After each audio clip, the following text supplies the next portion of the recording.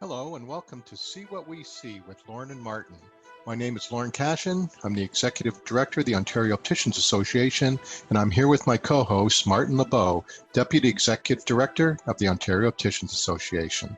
So this month we're talking about summer eye safety. And one of the topics we came across we want to talk with you about today is about the different retinal damages that can be caused by the different types of UV and lights. Because we see more and more cases coming through our practice every day, we thought it was a great idea to bring in Dr. Diane Bovenkamp. Dr. Diane is Vice President of Scientific Affairs at BrightFocus. Hi, Diane. How are you today? I'm great. How are you? Great. Thank you. Thanks for joining us. Could you maybe tell us a little bit about yourself, please? Oh, yeah. So I have a science background, a PhD in biochemistry, and I've done actually wet lab work in cancer research and cardiovascular disease research, but I've now made my way to BrightFocus. So I'm the head of the global operations for scientific affairs, where kind of oversee our grants funding and anything scientific. We've learned a little bit about BrightFocus by reading through their websites and everything else, but maybe you can tell us all about BrightFocus. BrightFocus is a nonprofit that's based in the US, but we actually have funded in 25 countries around the world, including Canada, to defeat macular degeneration, glaucoma, and Alzheimer's disease.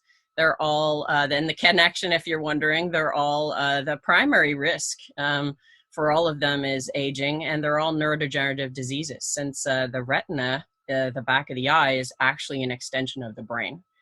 And so far we've funded more than $220 million US dollars. And but we also do provide free educational materials for the public. And I did want to point out for the listeners that it does include free materials for health professionals, including opticians, that you could use in your stores or communicating with your clients.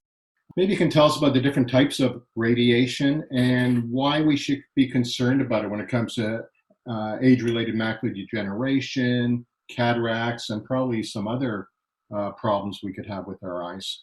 The sun is a star, and it emits a wide spectrum of radiation that gives life on Earth and allows us to see. But depending on what they call the wavelength of the radiation that's being emitted, and certain amounts of them are blocked by the ozone, but some of them do get through to Earth and can get through to your eye.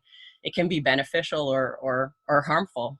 You've heard things like infrared. Well, that helps you to feel the warmth of the sun. And if you give me a moment to geek out here and talk about the different nanometers. So infrared is, yeah, thank you. So infrared is, more than, the light is on a spectrum. So infrared is more than 700 nanometers. That gives us the warmth. Visible light is in the middle between 400 and about 650 nanometers. And then UV radiation is the one really that we're most concerned about and talking about today, which can affect your health, and that's in the less than 400 nanometer. And there's 3 different types of UV light, and you've probably seen them when you go to the optician's store and you see these things. What's UVA, UVB, and then there's also UVC. So these are all 3 different types of UV that have various abilities to get through to the Earth. So the UVA is the long range at like 320 to 400 nanometers, and that can pretty much penetrate deep into the skin, be involved with some of the skin cancers, and 95% of that is kind of blocked, by the ozone. And 95% gets through the ozone. So the UVB is the 280 to 320, and that does penetrate just the outer protective of the skin, and 5% gets through the ozone.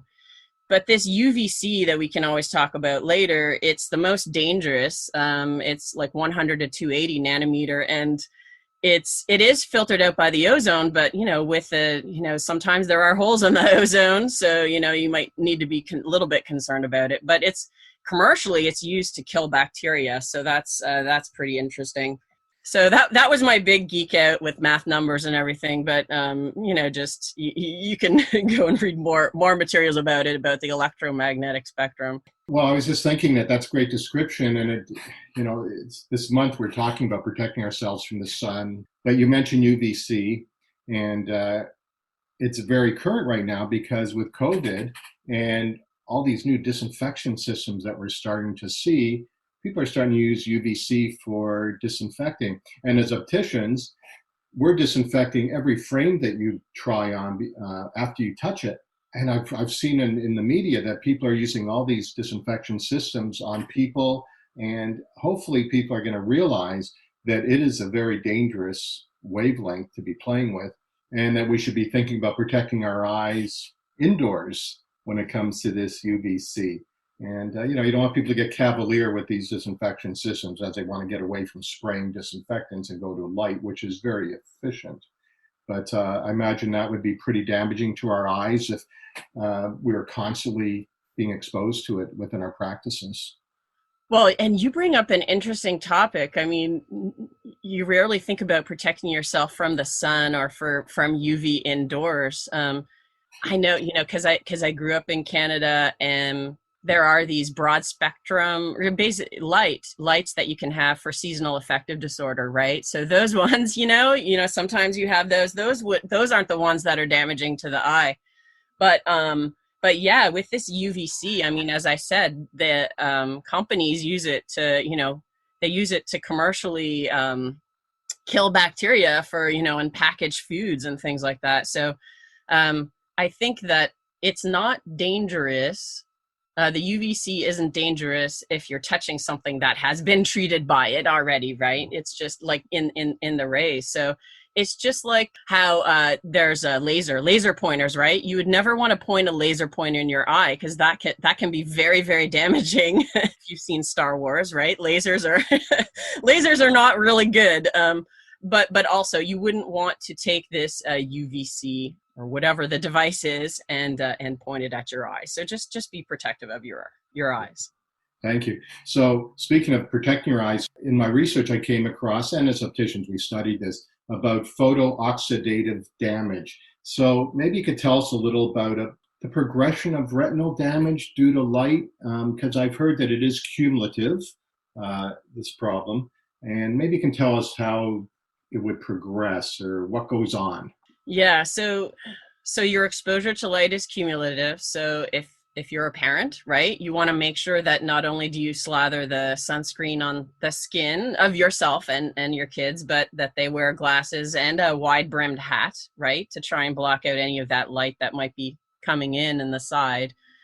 For people who aren't, so people who have like macular degeneration are even more susceptible to light.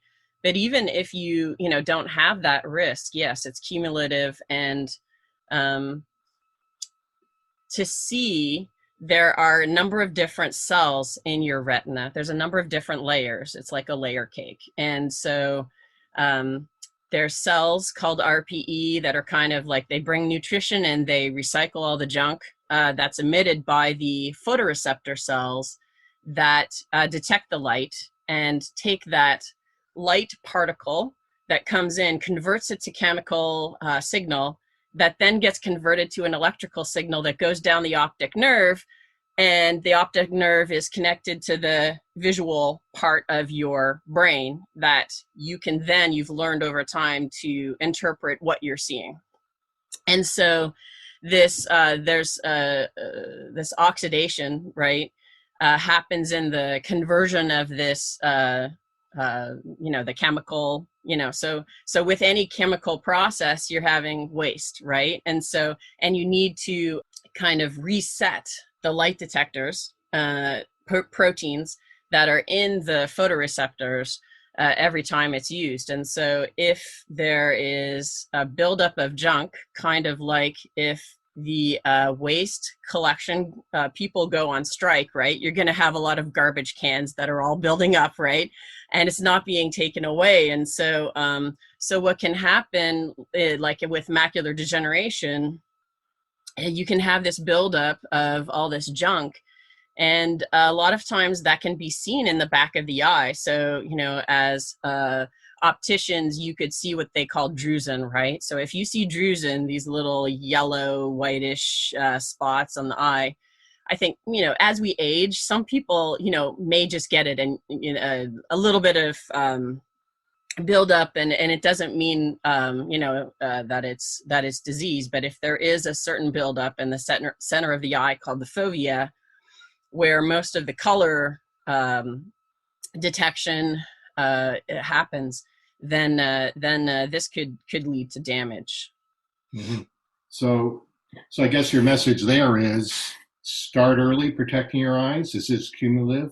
They've got to last a lifetime, and that we should start protecting from a very young age so that we have our sight when we get older.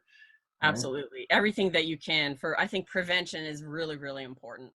Thank you for listening to part 1 of our conversation. There's a lot more content coming your way, so stay tuned for part 2. Well, that brings to an end today's podcast. Lots of information to digest. We'd like to once again thank Dr. Diane Bovenkamp and BrightFocus for joining us today. Today's podcast was brought to you by Transitions Optical. Thank you for listening to See What We See with Lorne Martin. Be sure to follow us across our social media pages so you never miss an update or an episode. You can find us on Twitter at OOA_frontline. On Facebook and LinkedIn, we are Ontario Opticians Association. Follow us on Instagram at Ontario Opticians Association. That's all one word. We look forward to seeing you again on See What We See with Lorne and Martin. Take care and stay safe.